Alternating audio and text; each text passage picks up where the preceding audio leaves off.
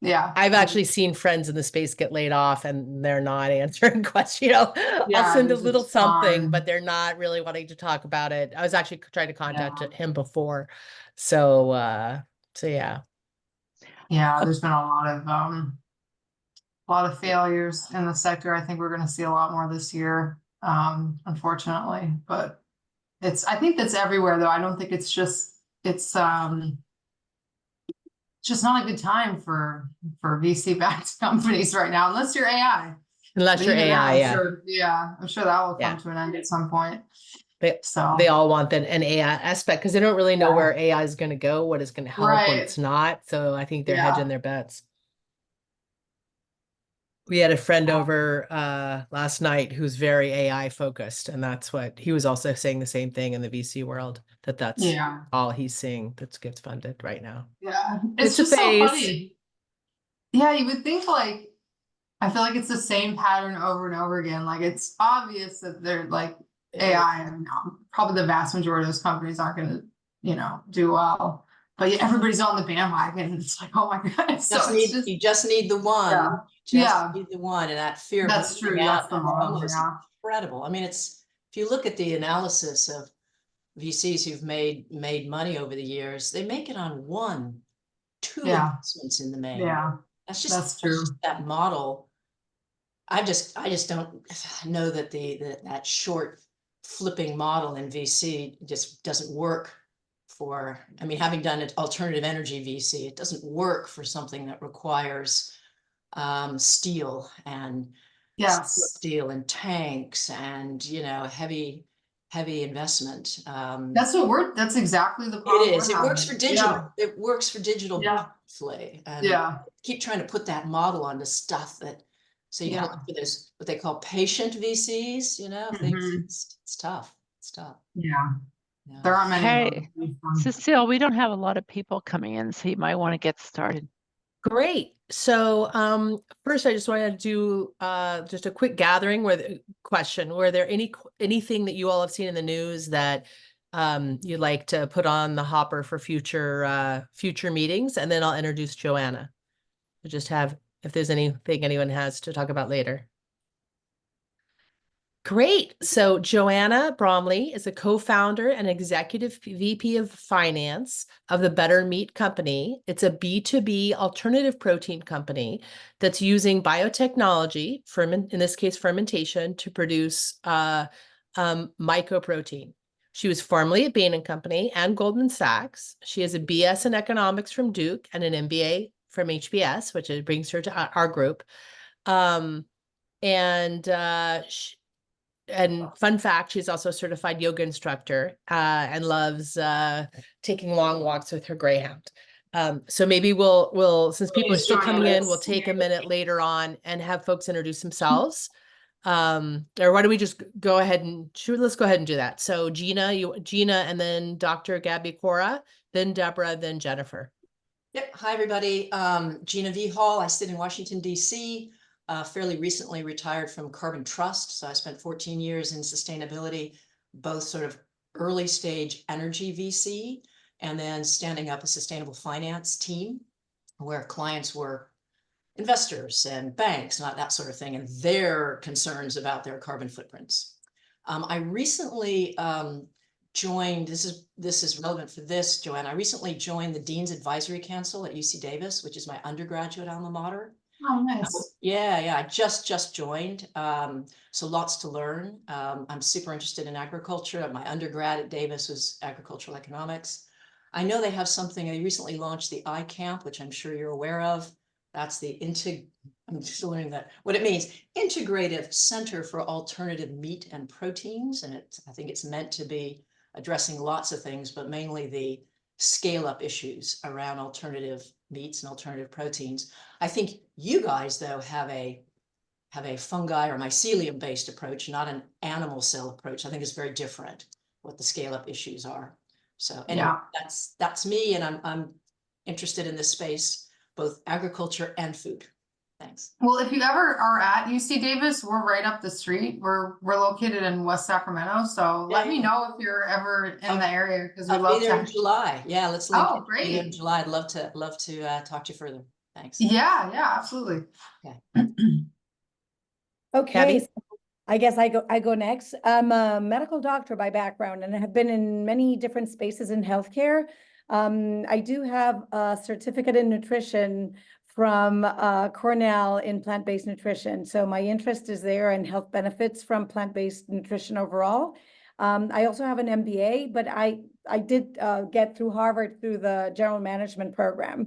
And I just retired from Pfizer after several years there. So the psychopharmacology, pharmacology in general, but other places in healthcare, including, insurance, clinical research, the military, a little bit of everything, and always fascinated by food.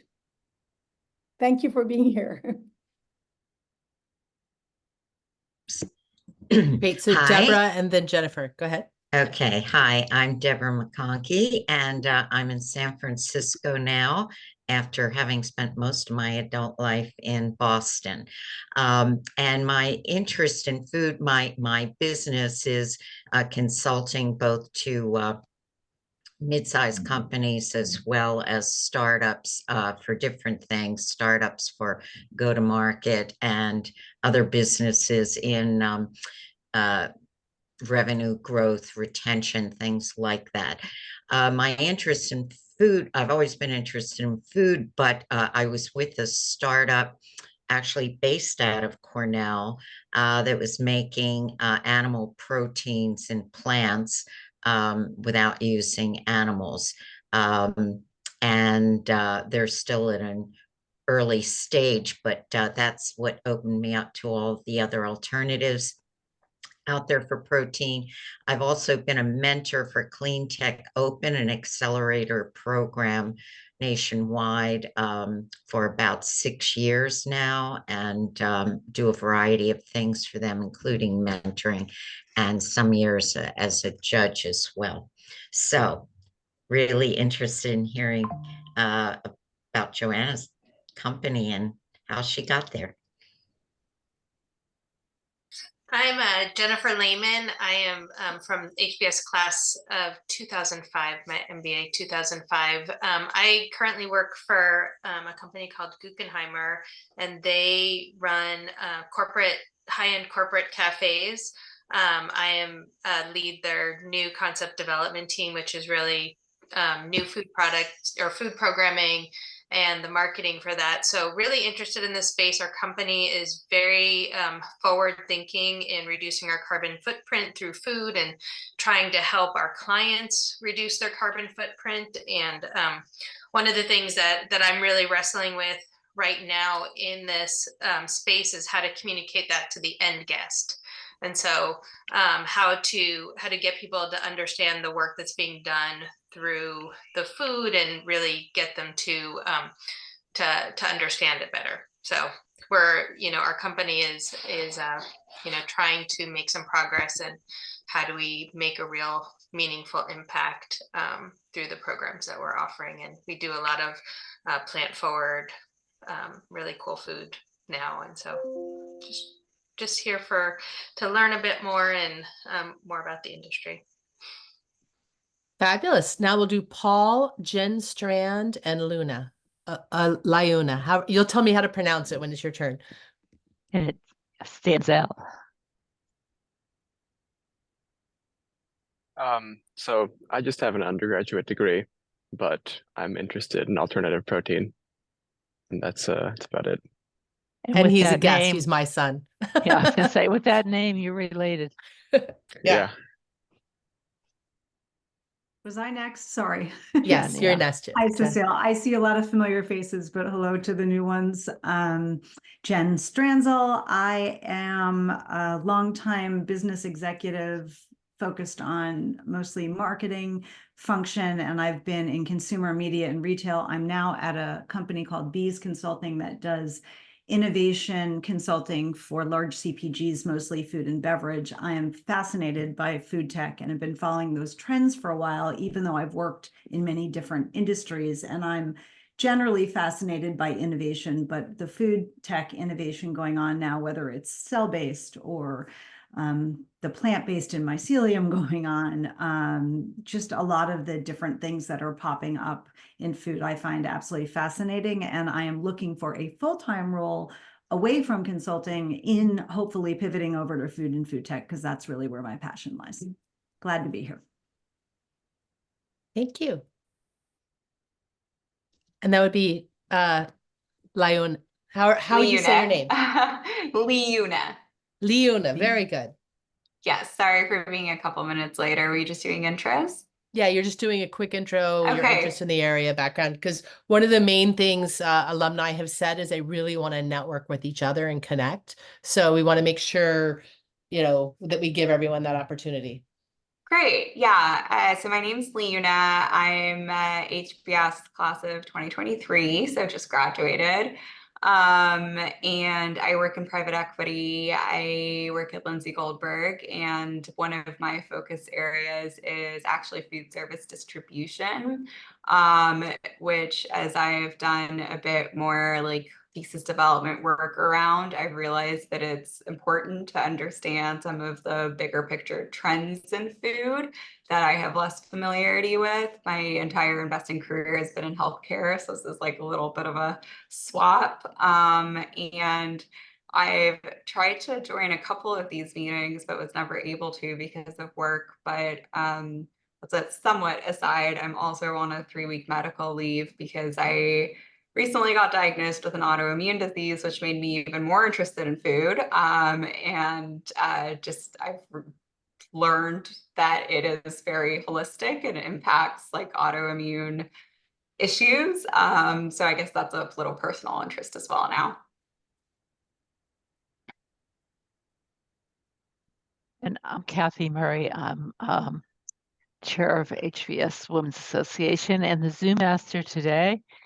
And very interested in food, and I'm an angel investor in Spare Food, Spare Tonic, upcycled foods of great interest to me.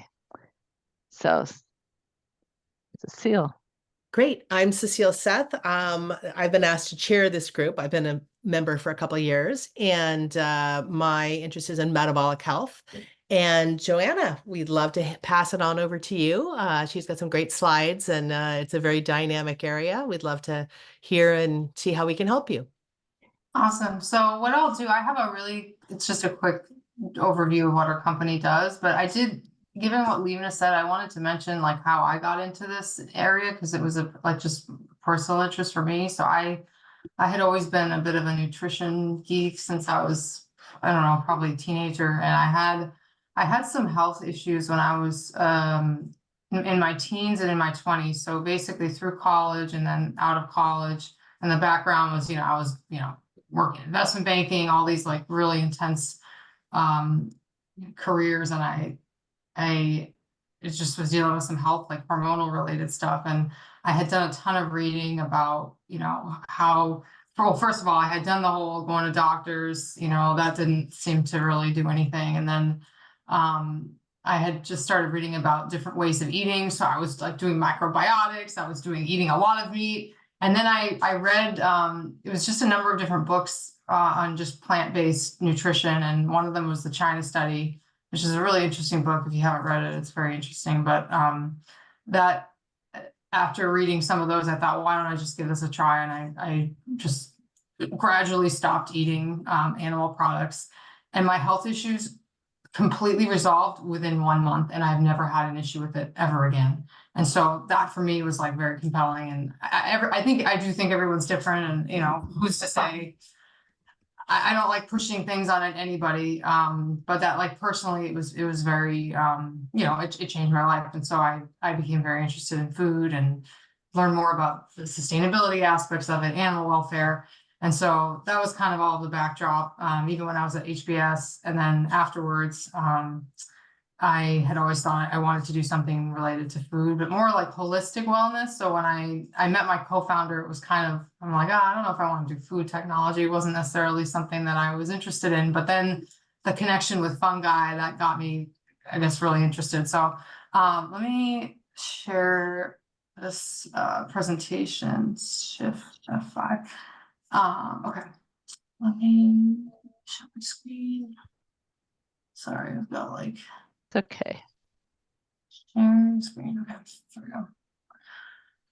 Okay, so it's funny can when we see it. started the can you see my screen? You good? Okay. Yep, very good.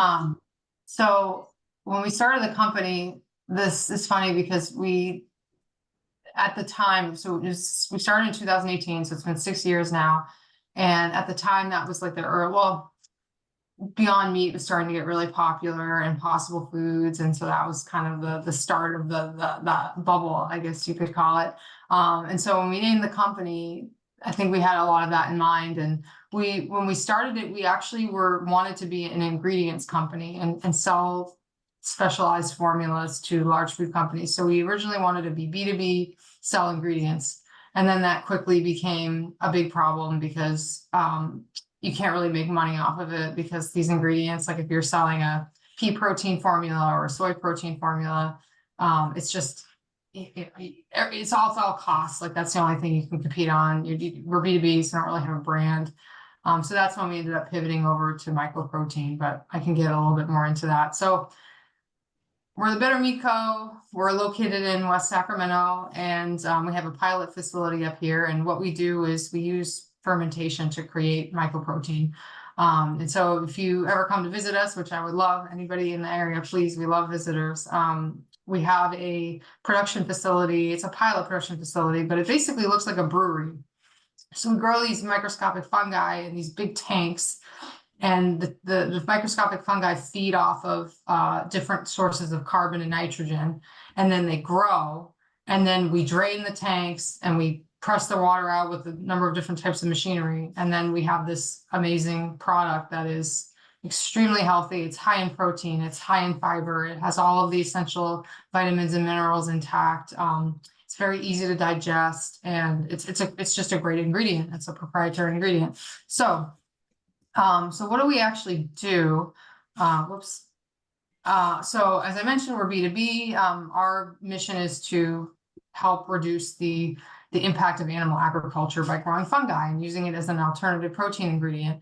And for us, the B2B strategy, really, we feel that just CPG is such a tough space right now. I mean, trying to compete with all these other products on the market. I mean, if you go to the store now, it's like, it's not just Beyond Meat, you have every possible, it's a very difficult space to compete in, CPG in general, but alternative protein in particular. So our thought was, well, why don't we come up with a better ingredient to create these products? Because one of the key complaints people have about alternative proteins now are that, well, number one, they don't taste that great. Number two, they're really expensive. And so this is why we've been focused on fungi. And so our product is a lot more functional. It's a whole food. This might be getting a little bit into the details, but if you think about all the different products on the market now, let's take Beyond Meat and Impossible Foods. They all use some combination of wheat protein, soy protein, or pea protein. There are some companies that are using like mung bean protein, but there really aren't that many options, and the options that are out there don't taste very good.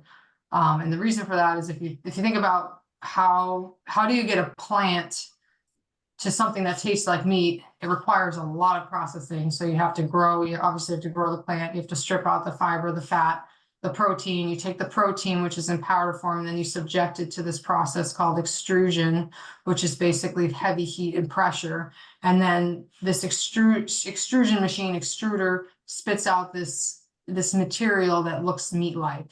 But then the problem is it tastes really awful. So then you have to add all of these different flavor maskers. And then by the time you get your like Beyond Meat or Impossible Foods or whatever it is, there are a lot of Boca burgers, Gardein. Some of them taste pretty good, but not that convincing. And a lot of people have issues like digesting it. It's just not the greatest. And so our thought is mycoprotein's a much better option because it's a whole food. We don't have to do any of that processing. If you think about fungi on the tree of life, it's a lot closer to animals than is plants, the plant kingdom. And so that's, I guess, one reason why it's a lot more similar to animals. I think all of you are probably very aware of this, that raising animals is a huge issue, deforestation, even just what we saw with the pandemic, it's pretty frightening, could potentially happen, you know, from the food industry as well. It's a huge opportunity. I mean, the processed meat market alone is over $1 trillion just in the US. And so this is, it's very imperative that we do something. I think, as I said, I think all of you are very familiar. So our initial product, we have a product called Rhiza. The name Rhiza comes from Rhizopus, which is just basically a scientific name for a type of fungi. Mycoprotein basically is mushroom protein. Technically, we're not mushrooms. I'll get into that, but we sell an ingredient. It's dry, shelf stable. We don't have to use cold logistics, which helps reduce our costs. And what our customers do is they take the ingredient and then they can make animal-free products. They can create a hybrid product, which is part meat, part mycoprotein. So we've seen a lot of different potential options from the customers that we work with. Right now, we have a pilot facility, so we're not able to produce, you know, massive amounts of protein, but we do have joint development agreements with a number of large food companies that really like the product, and they're ready for us to have a full-scale facility, which we don't have, because I think we were talking about this a little at the beginning. It's just extremely expensive to build a production facility. So we're now trying to figure out how we're going to do this in such a difficult fundraising environment. Okay, so what is mycelium? You hear this word a lot. Mycelium, so if you look at this, this diagram, the analogy would be a tree, and the fruiting body, which is when you go to the store, you see a portobello mushroom, that's the fruiting body of the tree. It's kind of like the apple off the tree.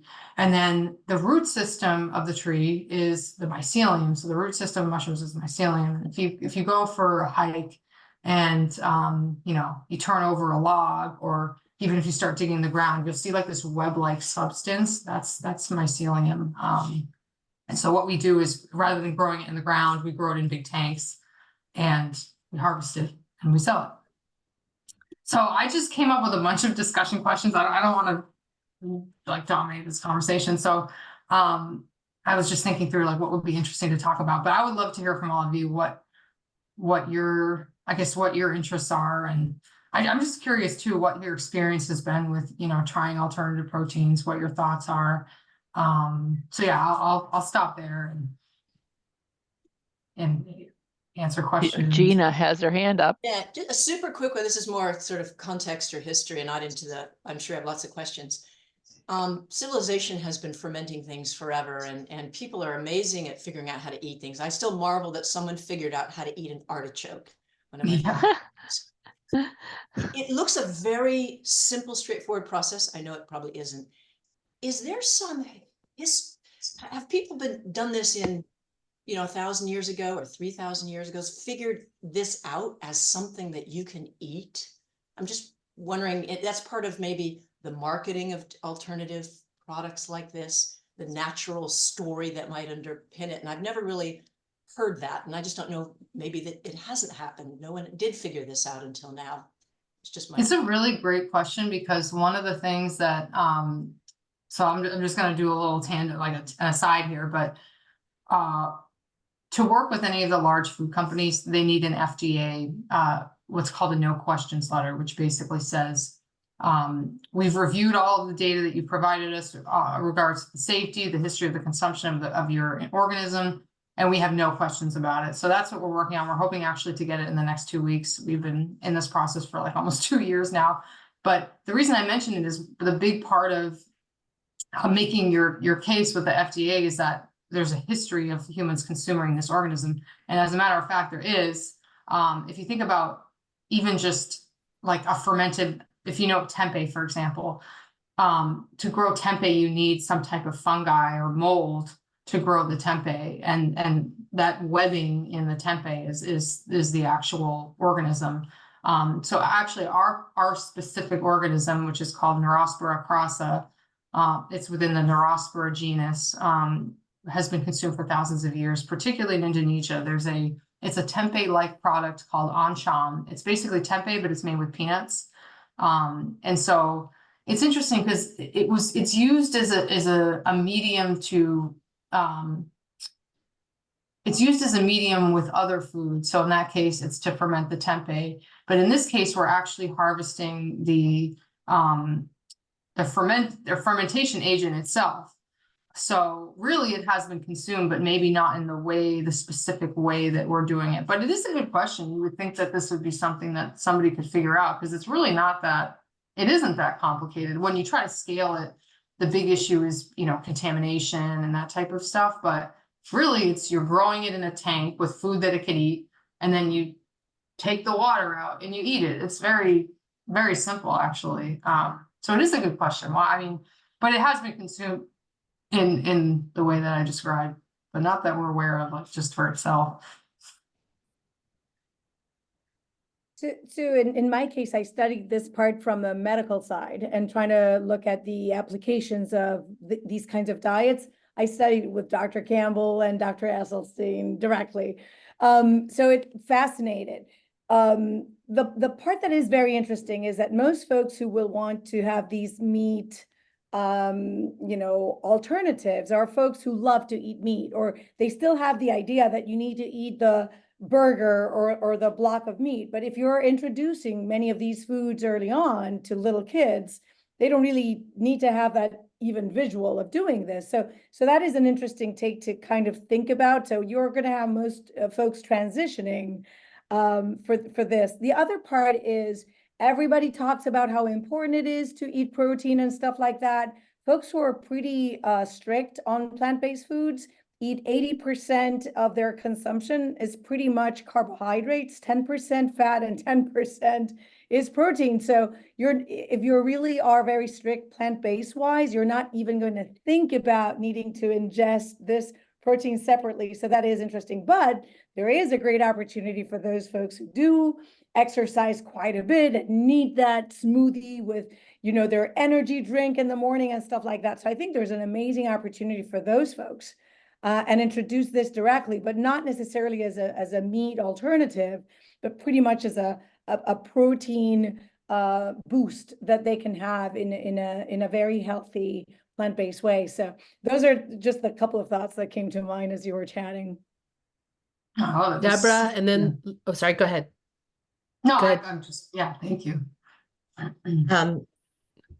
Yes, I have a couple of questions along those lines. One is following up on what Gabby was just saying, that proteins, so many people are focused on proteins now. So I'm curious if you have also explored, you mentioned you're talking to some companies using it as an ingredient for just that kind of thing, because pricing, of course, is very important.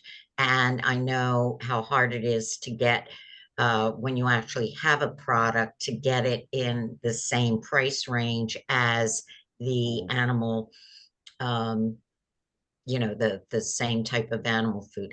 And so I'm also curious, in terms of your fundraising, what kind of feedback you're getting now. I know these things are expensive. It's high cap costs, which no one, investors don't typically like to give money towards cap types of things. But if they're steering you in one direction or another in terms of a full product or an ingredient. Yeah, so I think the price, okay, so the first thing I'll address is, one of the tricky things is that our ingredient actually works well. Like, you can make an amazing pasta with it. You can make desserts. You can make, just dried protein powders that people can use as, a sports supplement.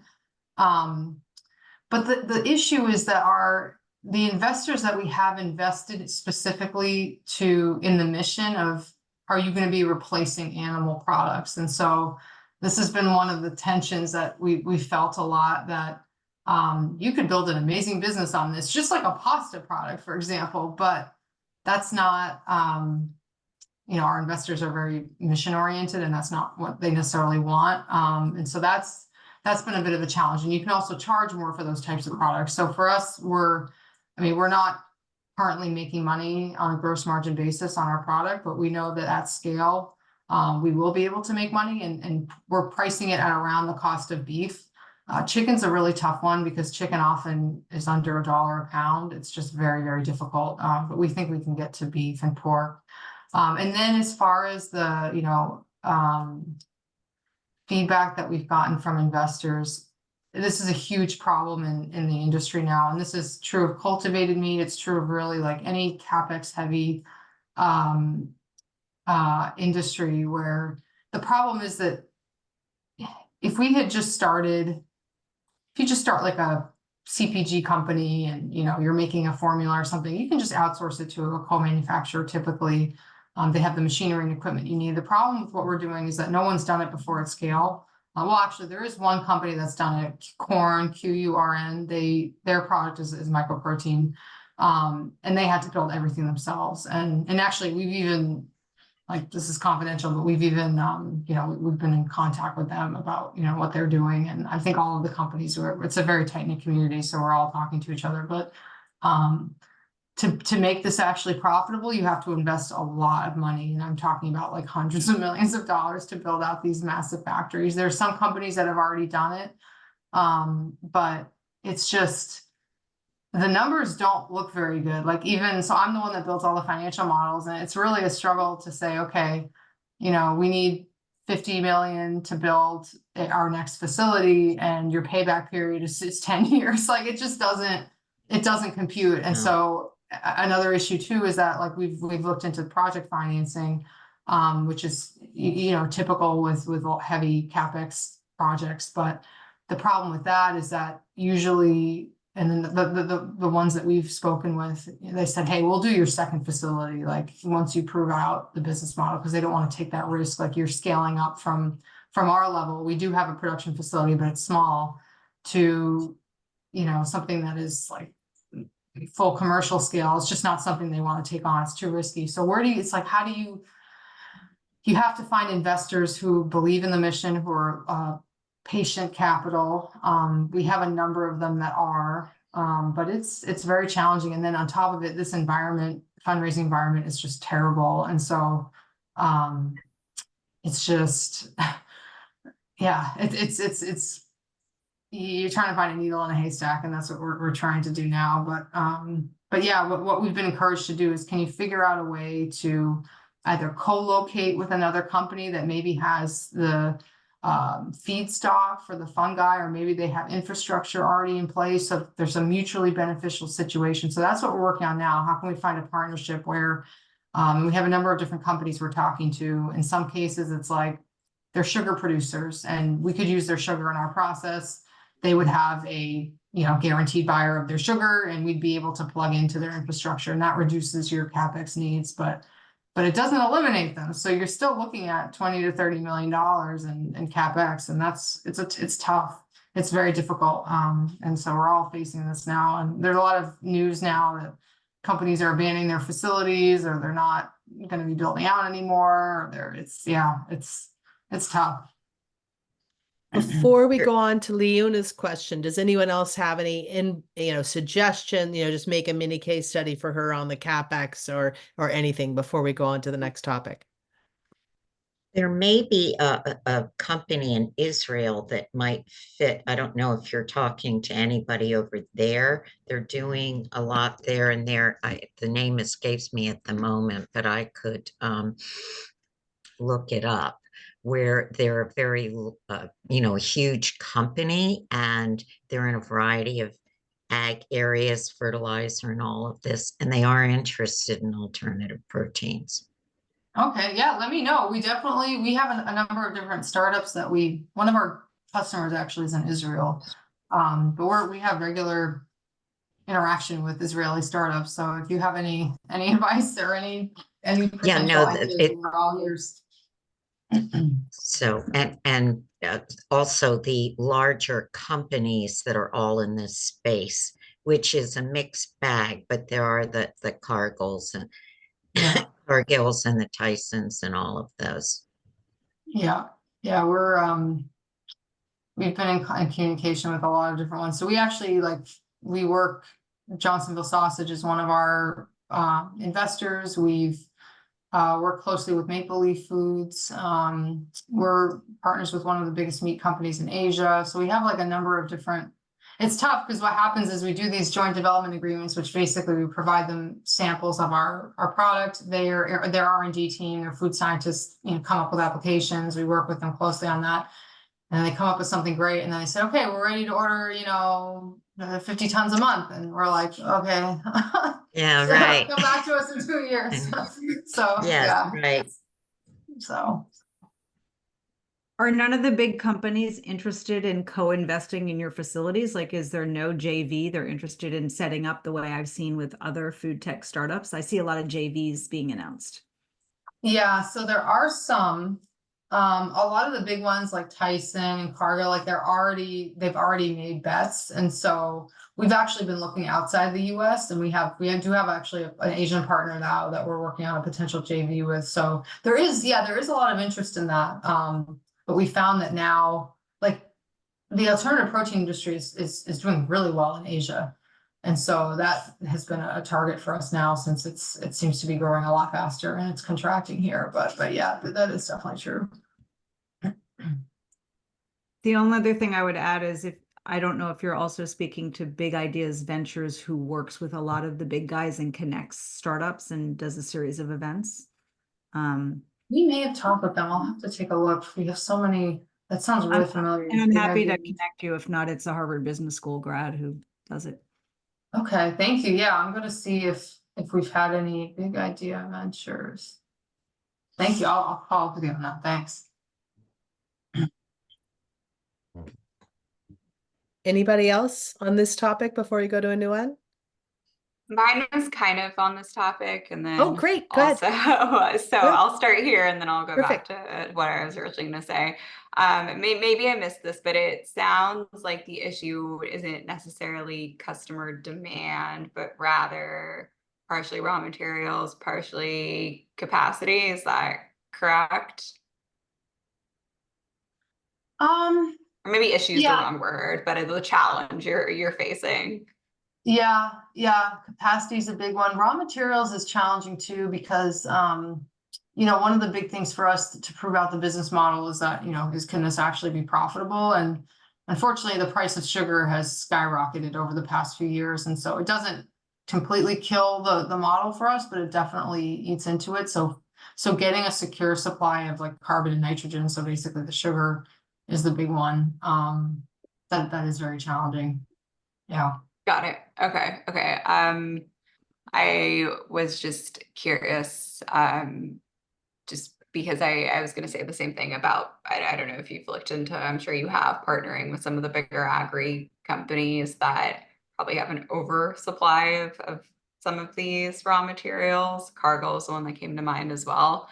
And in terms of distribution, you guys primarily target, is it grocery retail, or I know you said B2B, but is it grocery, or do you also go to like independent restaurants? Or so we've been doing a couple things. So we're mostly our best customers, and the ones that we really want to continue with, and that want to buy large amounts of our product, are companies that are like large CPG companies. So they're buying the ingredient, they're making it. So at the end user, it probably would be grocery. But we do actually have, we're doing this at a very small scale because we can't manufacture very much, but we do sell to some restaurants in the area. Like, we have a finished product. We have a steak that we sell that's doing really well. So that's what I was going to suggest. A lot of the work I've done around the distribution of food, and you probably know this, but selling to independent restaurants is like literally 4 times more profitable than grocery.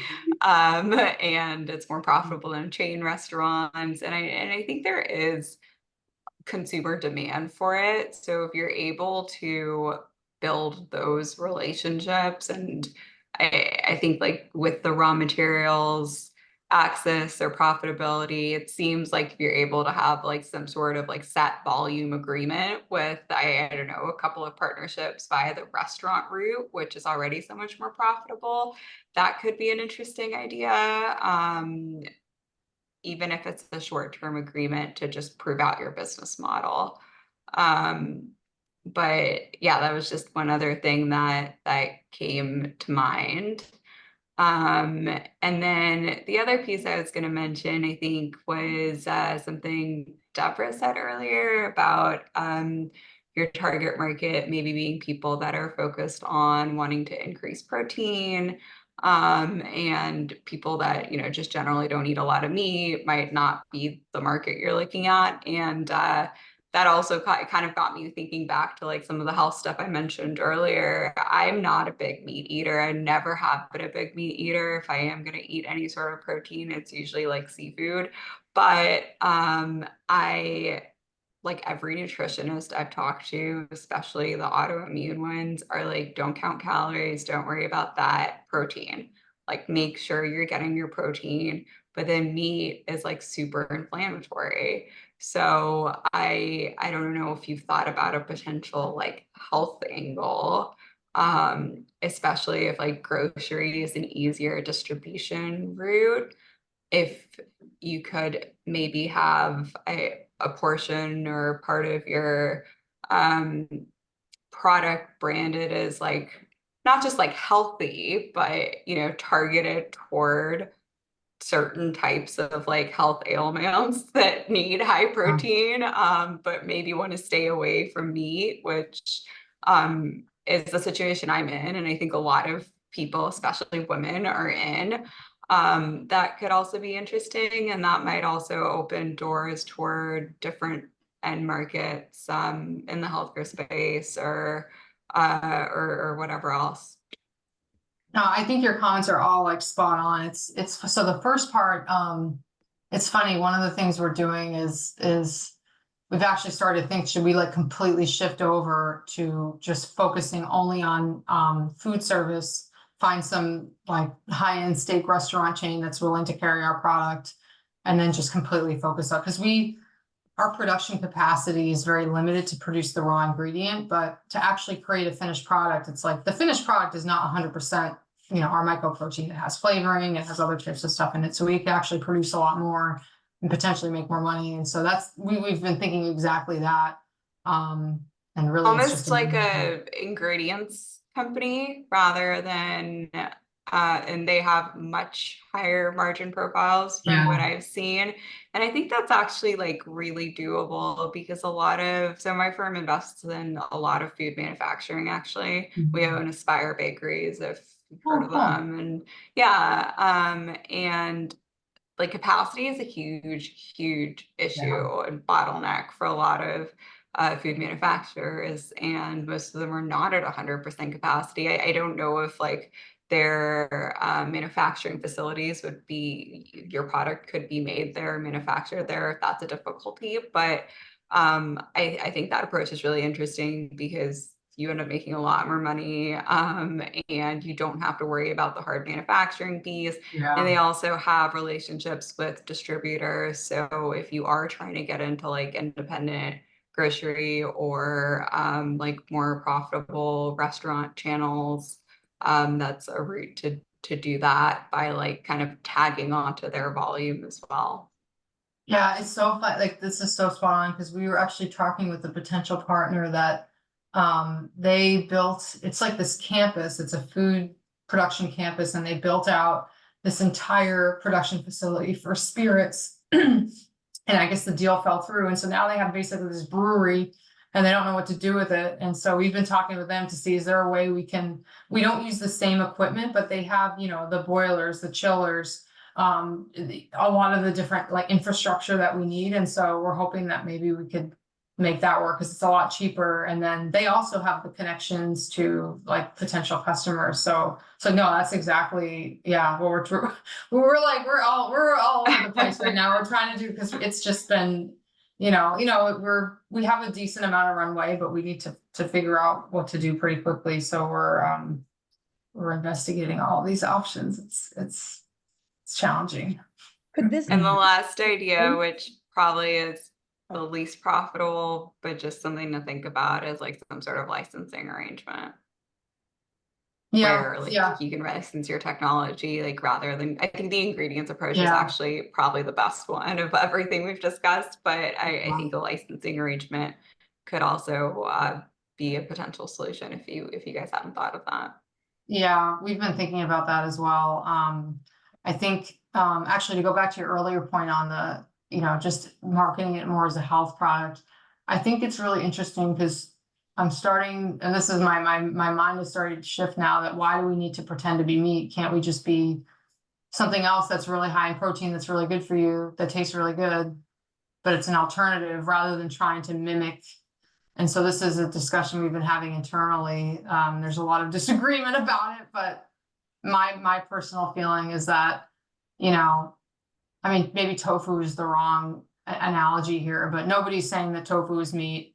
Everybody knows it's not. Some people don't like it. Some people love it, but it is a source of protein. Exactly. Yeah, so it's like we can be the next, maybe not the next tofu, but something that's. Well, I think Beyond Meat also kind of ruined I don't know, there's a lot of stuff you read about like additives and how healthy is that product really. And I think they almost like very much negatively impacted the like meat alternative world. So that's an interesting idea too. Yeah, 100%. I personally don't eat a lot of the alternative protein products just because like I don't eat much meat either, but I just stay away from it because it's just not like, you don't feel good after you eat it. And but I will say, our product is amazing. Like, it's just because it's a whole food, you don't feel bad after you eat it. We don't have to add a bunch of stuff to it. All we do is just add some like flavoring and depending on how you create it. Like if you want to create a chicken nugget or a steak or whatever, you have to do some slightly different things to it in the kitchen. But that's what I think is amazing about our product. I think we haven't fully tapped into that because it's like, I eat all the time and it's really high in protein. It's really good for your health. And we've done a ton of studies on just the quality of the protein that it provides. And it has all the essential amino acids. Like it's very, but we haven't really done that angle yet. And I kind of think we should, but like I was saying, it's really tough because our investors invested on the understanding, you're trying to change the world with changing animal agriculture. And so you are anyway, like you're still reducing people's meat intake, even if that's not your marketing approach, which you're still like environmentally more friendly and health-wise more friendly. So that's true. Joanna, and I know Jen has her hand up. Are you producing this as drinks as well? And have you considered alternative industries? Like, for example, pharma may be interested in penicillin. I'm just throwing it out there. But drinks could be it. So it doesn't have to be edible. Like, there could be different ways of doing this so that you're not stuck and you have some innovative idea of introducing this. We've tried making milk. It's we have like we've done very rudimentary work on that. But we haven't really thought about that. I think milk could be an interesting thing. But yeah, we haven't fully explored that yet. And as far as pharmaceutical, that's actually one of the things we've thought about. Could we be a co-manufacturer for other companies? We'd have to upgrade because we're food grade, but we're not pharmaceutical grade. So we'd have to do some work on our facility to do that, which would be pretty expensive. But it's an interesting thought though, because we're basically doing biotech just for food. So and that's way higher margins once you get into pharma. Yeah, oh my gosh, it's it's crazy. I just wanted to make a quick comment. I thought Leona brought up some really good focus on consumer needs. I know, you mentioned health, Leona, but I thought she made some really amazing points for you to think about and talking. I mean, I don't know anything about the high margin for restaurants, but I thought that was very interesting as well, but sort of orienting towards consumer needs. My daughter has a million allergies. She is allergic to peanuts and all legumes, which includes soy, which means she can't eat meat. So I am constantly looking for protein alternatives for my daughter. my husband happens to be vegan, which makes everything even more complex because I can't have peas, I can't have soy, I can't have any of the things because she's allergic. And I think as people who don't have allergies think for health reasons, back to Leona's point, I should eat less meat, having meat alternatives, whether they look and taste like meat or whether there's something else like tofu or something, et cetera, I think is important. And tofu is soy, so my daughter can't have that. So again, I think all of the mycoprotein and mycelium startups out there, including your own, is a very important addition. If you can get it, thinking about consumer needs, I think it's a really important space that a lot of people are rushing into because I think there's a need for it. Yeah. Yeah. And I think one of the tensions that I have, frankly, with my co-founder is I've been pushing a lot of this, and he's very, very oriented on, we have to, this has to be replacing meat. This is what we're doing. And so there's been like, I'm trying to like, unclasp his hands from the, but yeah, I think all of these points are really great. And there are things that I've definitely been thinking about as well. And so I'm trying to influence the rest of the team to see if we can try some of these angles, but yeah. And if pasta seems to be a natural product, then Yeah. as an interim step to scale, there are chickpea pastas and stuff just for people with wheat allergies. Mhm. So, which it's also helpful to be protein. I mean, you don't know who all is buying it for and why, but you can also just position it as a scaling step towards our ultimate goal. Because if we can get scale, then it's a feature. Mhm.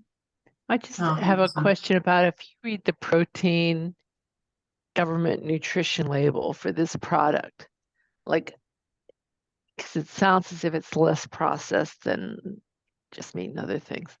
Like, what would the nutrition label say? Protein, sugar, carb, cholesterol. Let me see if I can actually pull up our nutrition label. Actually, it's a great question, so I can actually show you what that looks like. Nutrition label. While I do that, these are all are amazing ideas because labels. Let's see, nutrition labels. Let me see if I can find here. Because that's one thing about alternatives to me is you look at the nutrition labels and they're so disgusting in terms of what's in them. Yeah, 100%. Let me see if I can. Sorry, we have such detailed nutrition label. I want to get you like the actual one that's like the high level nutritionals. Maybe this one is it. And while she's looking, we have about 5 more minutes. So if anyone has any additional questions or stuff, we can stay on for those who can, but I know we get better attendance if we keep it tight. Yes, yes. And this has been a great conversation. This is like solving a problem. Yep. Well, and to your point, Kathy, also about the nutrition, the suggestions about independent restaurants and all of that are really good. The thing is, when you go to market for consumers, one of the things we found is consumers, they may decide they want to eat more protein, but they don't know the difference between one kind of protein and another. They think they're all the same. It's just how many grams of protein are in this product. Whereas, as you pointed out, your product has a lot of the amino acids, all of the other alternative proteins do not have the full proteins that are in animal protein products. They just don't. But yours is probably a lot closer. Yeah, so this is what the dry product looks like. And so to get an actual end product application, you have to hydrate it and then blend your flavorings or if you add any fat. So this is the actual dry. So it's actually very concentrated. So but you can see like the protein content by weight is 50%. It's extremely high in iron. I mean, that's like, I mean, I Wow. think Yeah. lentils are like 4 Yes. milligrams or something, and lentils are very high in iron. So it's very, and let me show you the, these are some comparisons with other like soy flour. Well, actually the better comparison would be, so what they use to make like Beyond Meat and Impossible Foods. So texturized soy, texturized pea, texturized wheat. It's, you know, it's interesting that, you know, the fiber is much higher. Sodium's obviously lower. I mean, a lot of this stuff is, you know, we don't have to add, because it already tastes really good as it is. We don't have to add a lot of other things to it. But then there's also, this is our, the amino acid profile. And so this PDCAS score is basically a measure of the quality of the protein and the digestibility. So an egg, for example, is 1. So that the highest you could be is 1. We're higher than beef. So this means basically that it's very digestible. The protein is very bioavailable. So yeah. there's no sugar at all in the product, or is there sugar No. once you add the additives? It's kind of like kombucha, that you feed it sugar, but once it's consumed everything, there's no sugar left in the product. And so usually if you see kombuchas, like the ones that have sugar, it's because it's been added afterwards. But the actual process of creating it, it's all of it is consumed. So yeah, it doesn't. Feeding. The sugars of feeding. Yeah. Yeah.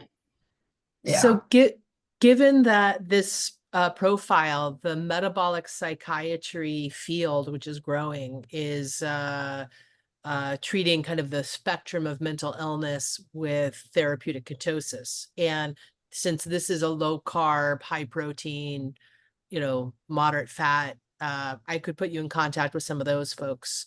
And then within the vegan or vegetarian folks who are also have a mental illness and are using this modality to treat it. And that might get you higher, you know, some higher margin or direct purchase channel. We love that. Absolutely. Okay, Yeah, so we can yeah. talk separately. Awesome. Great. Wow, Cecile, you did a great job on the program today. Oh, that's all Joanna. So thank you very Oh, much, Kathy. And thank you very much, Joanna. Thank you, That's really everybody. awesome. These It are was helpful super ideas. helpful. Thank you. Yeah.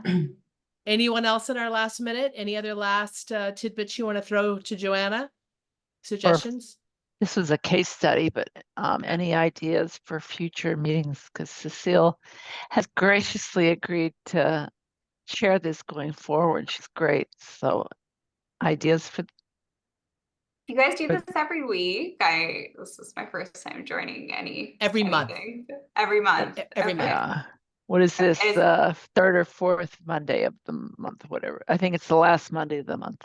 Yeah, it's close to the last. I don't know if it's the last or the fourth, but it's And it's always like a topic or like a startup or Speaker. Yep, or speaker. We've talked a lot about metabolic health. So but you know, from all different aspects. And we had food for the last 2 were really food trends in the space and what people are, which was fascinating. So the next one might be metabolic psychiatry, or it may be GLP-1s and their impact. That was one of the questions that was asked by you, Jen, I believe, was you know, the food companies have seen their numbers come down, especially the CPG pastries, and how can they respond? So they're really concerned about the GLP-1s affecting their bottom line, and you know, how can we sub segment that? What are the target markets within that? Like, so for example, with Joanna, it's like, okay, we have a low carb vegan group for whom your product is targeted. So, and I don't think I have all the answers, but I definitely have some more information there. And then we have a whole list of stuff. So if people have ideas, I think we'll talk separately, Leona. But I have a whole syllabus kind of laid out. So, and trying to I'm really sorry, get I the whole realized I And spectrum. just saw- Jennifer has a comment. Jennifer. Oh, I was just for future topics, would love to just see something around just educating end consumers on Mhm. plan forward. What is the best way to go about it? Because we have, for my company, we have this mission that we'd like to reduce carbon emissions, but we're really struggling with how do you actually change behavior, and how should we be marketing to our end guest? What's the best message? Is it about the carbon emissions? Is it the health benefits that we talked a little bit about here? But what is the most impactful way to actually start changing behavior? Because I do think that we see a lot that customers don't want to pay more for some of this stuff, and they say they are concerned about their health, but then you put something out there that says healthier and they just think it doesn't taste good. And so I think it's really it's still a challenge to figure out what is the right way to market. So just, I would love to dig into that and learn a bit more about that topic. And I may not have a speaker for that, but I think kind of worst case, I think it'd be a very interesting case study like we did today. Yeah. So I have a few, I think I would probably put it after the market segmentation Sure. piece. Yep. Because if that's helpful, then we can think about, okay, we have clusters of people who are very environmentally focused, but they have really different answers. So you might segment there. I don't know. So Yeah, I think that'd be very I would, even if it's just listening to different perspectives, right? Like, okay. Or what work is being done to educate guests. Like something that was interesting for me, and I know we're over time, but the Netflix special that talked about the impact of the environment, the meat industry, and chicken, it really hit that. Like, that was educational for me, and certainly made me think different in an area that I didn't really understand, right? I had a much deeper understanding just from the information there. And so I was like, well, that was kind of interesting. I think if we educated more around that, would that have an impact? So it's just more, trying to unlock that. So if I may, in that space, there's 3 reasons why people would get into this space. It's the environment, it's the animals, or it's self-health. Right. So if you go each route, you can really go deep into them. And for example, the animal one is to preserve. Okay, we're over time. I'm going to cut us off here. Okay, because no we worries. go on for the Zoom master must leave. Yeah. And our next Thank you, one, Gabby. That was helpful. Thank you, Our Joanna. next I one really is- appreciate Thank you, it. Joanna. Sorry, I just saw there were questions in the chat and I didn't get, so I apologize. I'm sorry. Our next event is the 29th of April at noon. So sign up. Awesome. And I had Okay. a friend who'd be interested in this. Joanna, I sent you my email in case Oh, thank you. any of this information. I'm sure you have I'll a lot reach of out to you. this, but like more the what's profitable, what's not, margin stuff. I would love that. I can I will- share it. I'll email you. Yeah, thank you Okay, so much. cool. All right. Yeah, Good I'd love to meet you see some of guys. that too, Leona. Sure. Thank you. You guys too. follow me email. All right. Yeah, Bye. fabulous. Thank you, Joanna. Thanks, Okay. everybody. Thank you. Bye. Thank you, Joanna. Have a good Good week. luck.